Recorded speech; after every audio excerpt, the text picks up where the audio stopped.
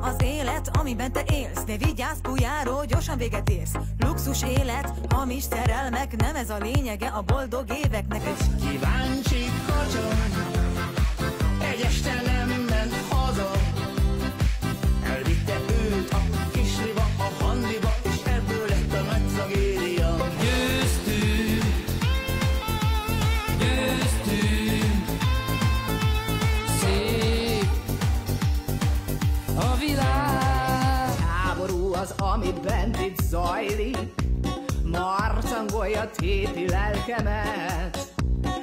Szívem, eszem, végre kössünk tűzszünetet. Ő szívembe lopta halk szavát, ha látom kedves mosolyát, úgy érzem, táncol a világ, s minden oly szép. Zenészek közt Kotthenz Lalival. Vasárnap este itt a Zenebutikon. A műsor támogatta a kiskörösi Kotthenz Henrietta harmadik kalandregénye. A műsor támogatta a Kévis Autó Autócent Kft. Soltvatkert. A műsor támogatta a Mátyás keserű.